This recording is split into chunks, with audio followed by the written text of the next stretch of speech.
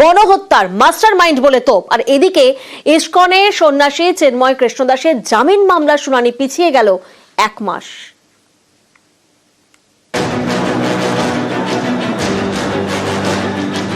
গত অগস্টে বাংলাদেশ ছাড়েন শেখ হাসিনা।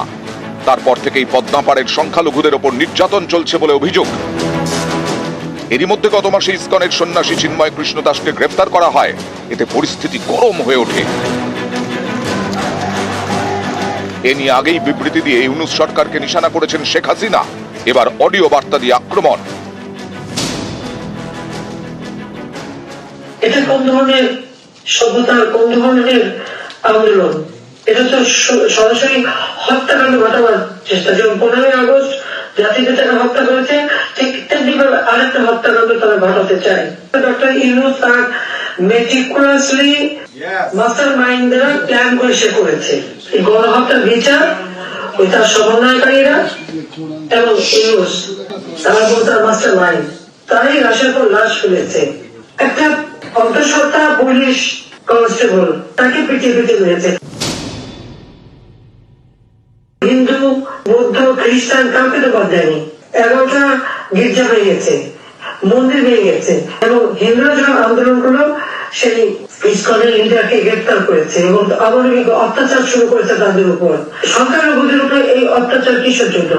কেন তাদের উপর এইভাবে নির্মম ভাবে তাদের অত্যাচার করা হচ্ছে এবং তাদের উপর হামলা করা হচ্ছে? ইসকনের সন্ন্যাসী চিন্ময় কৃষ্ণদাসের গ্রেফতারি এবং সংখ্যালঘুদের উপর আক্রমণ নিয়ে এর আগেও সরব হন শেখ হাসিনা। বিবৃতিতে তিনি লেখেন, চিন্ময় কৃষ্ণদাসের গ্রেফতারি বেআইনি, তাকে অবিলম্বে মুক্তি দেওয়া হোক। সব ক্ষেত্রেই ব্যর্থ ইউনূস সরকার। সব ধর্মের মানুষের জীবন ও সম্পত্তি রক্ষা করতে হবে। মঙ্গলবার ইসকনের সন্ন্যাসী চিন্ময় কৃষ্ণদাসের জামিনের শুনানি হওয়ার কথা ছিল, কিন্তু এদিন চট্টগ্রাম আদালতে তার কোনো আইনজীবী থাকতেই পারেননি। এর আগের শুনানিতে চিন্ময় কৃষ্ণদাসের হয়ে উপস্থিত ছিলেন 53 জন আইনজীবী। অভিযোগ, এদিনের শুনানির আগে চিন্ময় কৃষ্ণদাসের 2 আইনজীবীকে মারধর করা হয়, একজনের চেম্বার ভাঙচুর করা হয়।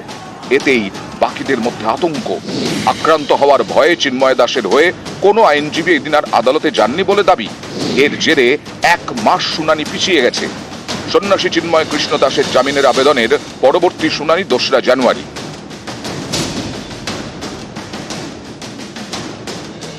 মঠ মন্দিরের বাইরে বের হলে সাবধানে বেরোতে হবে, দেখে যেন ইসকনের সন্ন্যাসী মনে না হয়। বাংলাদেশে হামলার থেকে বাঁচতে সে দেশের সন্ন্যাসীদের এরকমই নানা পরামর্শ দিয়েছেন কলকাতা ইসকনের সহসভাপতি রাধা রমন দাস।